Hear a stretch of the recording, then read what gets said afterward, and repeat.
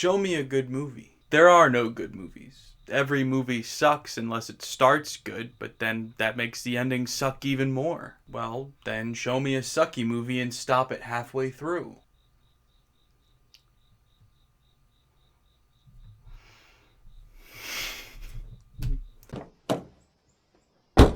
Well, that was a movie. Hello and welcome back to Simon's Rants. I'm Simon, and today I'm giving my first thoughts on Reminiscence. And from that intro, you got my feelings on this movie that it's not great. I don't actually want to say that it sucks. That is too harsh.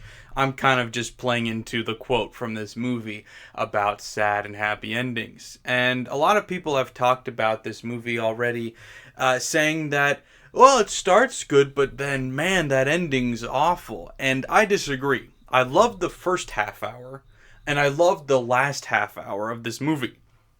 The problem was the hour in between that. So before I get further into this review, in case you don't know, Reminiscence is starring Hugh Jackman and was written and directed by first-time director Lisa Joy. And in case you don't know the plot of this film, it follows Hugh Jackman, who works in the business of memories. This movie takes place sometime in the near future where they have this machine that you can get hooked up to and relive various memories from your life. It's a bit sci-fi mumbo-jumbo, kind of like Inception, because it's never really fully explained, but that's not really the point of the movie. The point of the movie is that Hugh Jackman's love interest, played by Rebecca Ferguson, goes missing, and Hugh Jackman goes on an all-out spree trying to find her. So when I first heard about this movie, it was actually the trailer showing Before the Green Knight, and I saw in big letters from Jonathan Nolan, and I went, oh wow, he's finally writing and directing his own movie, that's great. And then I went to IMDb and realized, oh no, it's actually being directed by Lisa Joy. Never heard of her before. This is her first credit as a director. But at least, you know, Jonathan Nolan wrote a movie. That's cool. No, it's actually written by Lisa Joy as well. So I kind of lost all interest. The trailer looked interesting, but not enough for me to get fully invested into it when it's being written and directed by somebody I've never heard of before. And then I realized, oh wait, Lisa Joy Nolan is Jonathan Nolan's wife, and he's producing it. He's not writing and directing it. He's producing it for his wife. And now I'm interested again. So, I've heard a lot of different people talk about this movie already. I tried to avoid it. I always try to avoid hearing people's criticism and reviews of movies before I actually see the movie because I don't want anybody else's opinion affecting my own. But I did hear some things, and I heard a lot of people say, oh, it's just another Nolan movie. And it's not. I heard people say, oh, it's so much like Inception, it's ridiculous. It's not. This movie is nothing like Inception. And there are elements of it that do feel Nolan-ish at times. Parts of how the writing is done, parts of how the plot feels, the concept behind it kind of feels Nolan-esque at times, but it's not a Nolan film at all. Do not approach it like that, or you will be sorely disappointed because it's not in the same ballpark. And honestly, I think that may have affected my experience watching this movie. Was I went into it expecting a Nolan-style movie, and it wasn't. And so I think if you want to watch this movie and enjoy it, you have to detach it from Christopher Nolan. Because it's literally not related to Christopher Nolan at all. It's his brother's wife making a movie that all he did, Jonathan Nolan, was produce it. He wasn't even an executive producer. He just produced it. So don't think of it as a Nolan movie because it's not. Just try to detach that as much as you can. Those two ideas, keep them separate, and you will probably enjoy this movie more. Getting back to what I was saying with the first half hour and the last half hour being good and the middle being bad. This movie feels very distracted. This movie has a lot of really good ideas, but not all of those good ideas really felt like they meshed together into a movie. It felt like it was distracted with this whole concept of this movie takes place in the future because it has to in order for this technology to exist. And so kind of like in Inception where you're like, oh, okay, so it's in the near future, some vague time. cool, but they don't really focus on what the world is like in the near future. In fact, everything looks the same. That's not what this movie does. This near future, everything has been affected by global warming, climate change, where there's flooding. That's a big plot point, is that there's tons of flooding that's just a part of life now, and that it's too hot to be up during the day, so people are up at night instead. Except for they're not, because people are up constantly throughout the day in this movie because they just don't care about that plot point. This movie is not well written. I'll put it that way. It is a great idea on paper, albeit one that's not wholly original. I've seen plenty of movies, I've heard plenty of stories that are like this. The first thing that comes to mind is Minority Report, because you've got these memories. Now granted, those are kind of in the future, but they're used by police to help with different things, and that's kind of what's happening here. It felt like it borrowed from a lot, but it was still unique enough and fresh enough that I liked and enjoyed this idea. The execution is rough. It really is. The dialogue, oh boy, does it suck. It's stilted. It's unnatural sounding. It doesn't flow at all. It makes some of the actors look genuinely bad. Even Hugh Jackman at times, you go like, oh, can he not act? Oh wait, it's Hugh Jackman. I know he can act. This is just some hard dialogue to get through, as well as directing. The directing, it's very obvious this is a first-time director. I think she may have directed a short or an episode of a TV show or something before, but she's never done a big budget film like this before, and it's noticeable. I think, frankly, if she didn't have connections in the industry, she wouldn't have been given this movie or this opportunity to direct this movie. Maybe somebody would have bought the script from her and directed it, but I don't think she would have been granted that opportunity, except for that she had connections, because she doesn't really show any real talent at directing. The directing's not bad. It's not awful, but it's certainly not good. There's nothing about it that feels memorable, that feels qualified of having this cast and budget and marketing that this movie got. This movie was marketed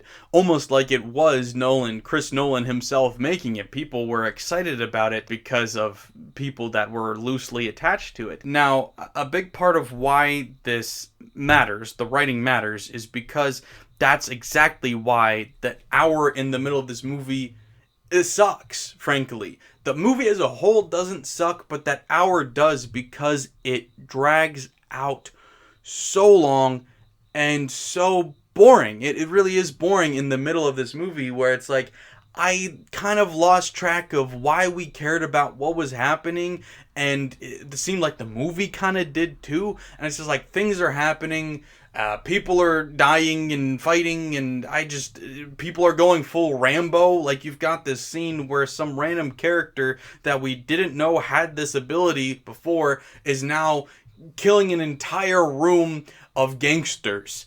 And it's one of the worst action scenes I've ever seen from a directing standpoint, from a choreography standpoint. It's not well done at all. And that's around the point while watching this movie that I was like, oh no, maybe this movie is awful. Now, like I said, it does get better again at the end, despite what, like I said, I've heard a lot of people say, well, the ending ruined it for me. I don't know how. Maybe they stopped halfway through and to them the middle of the movie was the ending. But no, the middle of the movie is what sucks, not the ending. And frankly, I just wish that this could have been just the beginning and the end, and we took out the middle, because that's where it fell apart for me. From the beginning, I didn't think this movie was going to be great. I was getting a strong 7.5 energy from the movie, and I was like, I can live with that. This is not Christopher Nolan. It's not even Jonathan Nolan, who I would be curious to see make his own movie. I don't know if he has any interest at all, but I kind of want him to. That's what I thought this was, and that's what got me really excited for it in the first place, and I want him to do that now, but I don't know if he wants to or not. But anyway, I still thought this was going to be a mind-bending type of movie with twists and turns, And there's a few, but I love those kind of movies. Not all of them are great, but I enjoy that kind of exciting movie where you can just try to guess what's going to happen before it happens. So I was like, yeah, this could be a 7, this could be a 7.5. And around the middle, I had my rating for this movie down to a 5. Now, after having seen the ending, it's bumped back up a little bit, but I'm still not fully sure where I want to put this, how I want to rate this, because I need to think about it. Not because it was a complicated plot, not because it was a real stumper that I have to think about in depth about. It's hard to rate this movie because it had some high highs, but it had some real low lows as well. That middle section really sucked. It really did. But the ending is fascinating. I love the ending. There was parts of this movie that you predict immediately. The second anybody says anything, you're like, oh, that's where we're going with this. But that's kind of wrapped up pretty early on. And from the middle to the end, it then gets a little bit more straightforward, but also less predictable at the same time. It's not like it's trying to throw twists and turns at you, but where it's going as a whole becomes less predictable. So it's weird because that's when it started to get more interesting, but also around the middle, because it dragged so much, was when it got really boring, when it became just a straightforward, I don't want to spoil it, but it just became a straightforward, boring plot for a little bit. And then it kind of picked up at the end, and nothing was too shocking or surprising about it, but the plot just got more interesting again. I don't know how much more I can get into this without spoiling anything, so I'm going to just wrap up my spoiler-free section here by saying, That's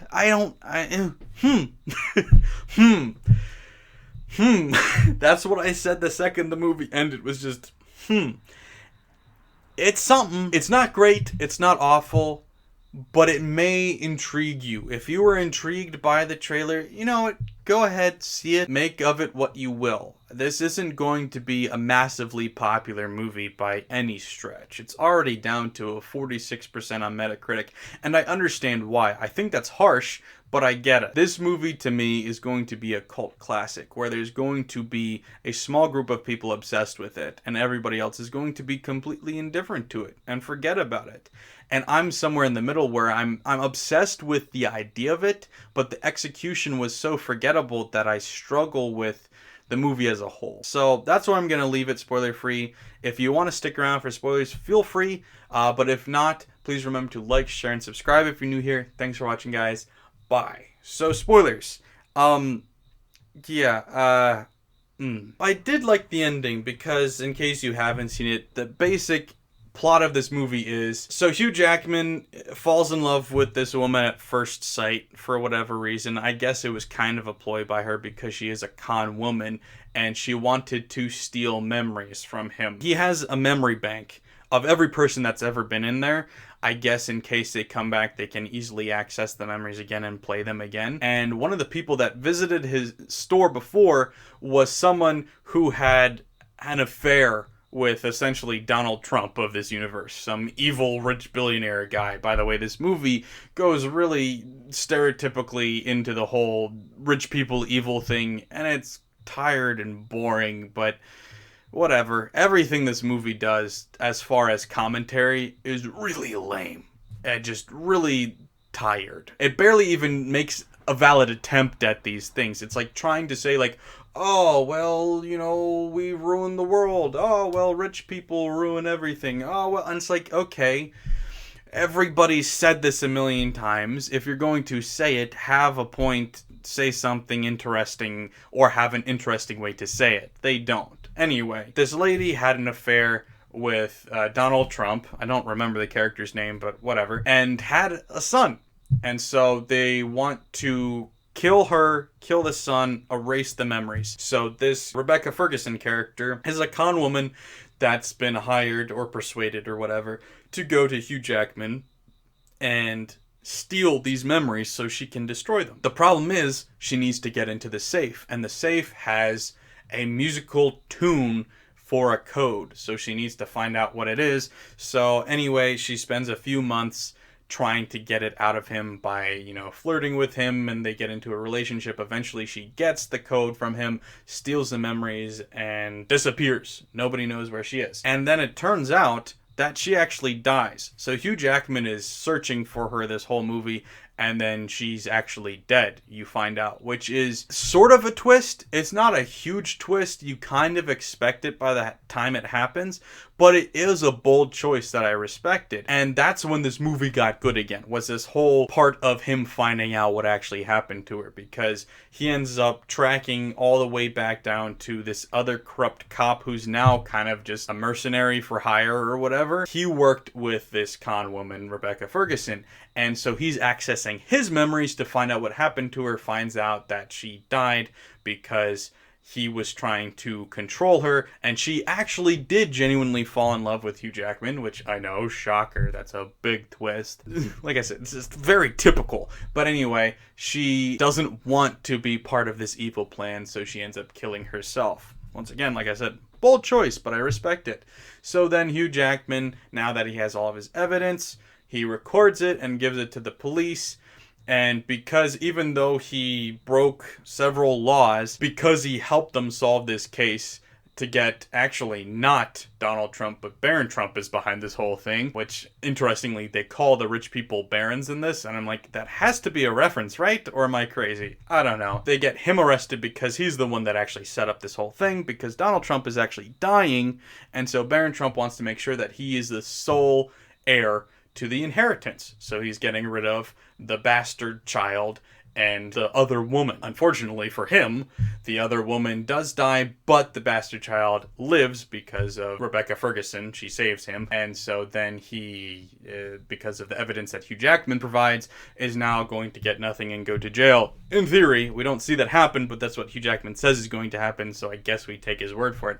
But anyway, because Hugh Jackman helped, even though he did these crimes, now his sentence is, instead of going to jail for the rest of his life, he gets to relive memories for the rest of his life. I guess it's a house arrest type deal. So what he ends up doing is he puts himself into his own memory bank and just relives for the rest of his life his memories with Rebecca Ferguson's character, which I love that ending. I really did. Not the most original idea. It is a bit easy to predict. Like I said, it's supposed to be, I think, multiple times in this movie there's like minor twists that are really predictable, and that was kind of one of them. But I do love the idea, because you see early on in this movie that whole conversation where it's like, there is no happy ending, there's only sad endings, but then if you stop before it gets sad, that can be your own happy ending. So that's literally what he's doing, is he, even though she died, even though he's growing old and dying by himself alone and sad, he's reliving these memories of them being happy together for the rest of his life. And that is a Nolan-esque idea, actually. That is reminiscent of his whole Memento type thing, where it's like, would you close your eyes and let the world continue existing around you while you choose to believe whatever you want? Sure, why not? It doesn't affect the rest of the world, it just affects me. And so that's kind of the same vein of this. So that's the most Nolan this movie actually ever feels to me. And that was my favorite part about this movie, was the ending. So it is odd to me, like I said, that so many people have said on IMDb or Metacritic or whatever, the ending is what ruined it for them. The ending was the good part. The beginning and the ending. It's the middle that, like, you've got this, like I said, Rambo scene where Hugh Jackman sees a memory through one of the other criminals that Rebecca Ferguson's character is involved with this mob. The police are using them to try to get evidence against this mob guy. And so they're like, oh, we need evidence about this mob guy. And they happen to stumble across a memory that involves Rebecca Ferguson. So then Hugh Jackman goes off the rails. He goes to New Orleans, which is where they are. This goes very wrong, though, and he's getting drowned in this fish tank, or this eel tank, when suddenly his sidekick Watts comes in with a pistol and just kills everybody. Goes full Rambo, and it's like, well, I guess we don't need to arrest the guy anymore, we just fucking killed him. But like, that scene was awful. It's an awful idea. and it was awfully executed as well. It was just really cheesy, really lame, horribly directed, horribly written, and it felt so out of place with the vibe of this movie, the style of this movie. The feel of this movie was supposed to be like this dystopian, sci-fi-ish thinker type movie. That's kind of what it felt like it was going to be. And then in the middle of it, we've just got this really lame action scene, and there's multiple lame action scenes in this movie. None of the action is well done, so I guess you could say that's Nolan-esque as well, because he struggles with the filming action scenes. But there's just, I don't know, that middle section was rough. I really lost interest. I love ideas. I love contagious ideas that once they get into your head, you can't get rid of them. But I almost hate movies more that have a good idea that's poorly executed than a bad idea that's executed to the best of its ability. This movie had such a great idea that it could have been an amazing movie, or at least an 8 out of 10. And it ended up being, at best, a soft 7. That's lame. Like, you could have done something so much better with this. So I'm caught in between thinking it probably is a soft 7, but I'm mad at it, so I kind of want to demerit it down to a 6. So, I don't know. I don't know. And just when you want to say it's good, you're constantly reminded that it's not a good movie, a well-made movie, because people say really stupid lines. Like, it's having this good ending, like I was saying, where Hugh Jackman is in his little machine reliving the past over and over, and it cuts to the future where he is old and gray now, and his assistant friend that went full Rambo earlier, I referenced her, she pops in with her granddaughter, and she's old now, and she's looking at him like, oh, here's some flowers, and her granddaughter goes, you miss him, don't you? And she goes, missing people is part of life, and well, in life you make choices, and I think he chose one path and I chose another, and I think we both chose right. It's like, shut up and say, yes, I miss him, okay? Talk like a normal human being. And there's also just like stuff like, this movie doesn't know how to handle exposition, because it either overdoes it or completely underdoes it. And so, like I mentioned, this Rebecca Ferguson character,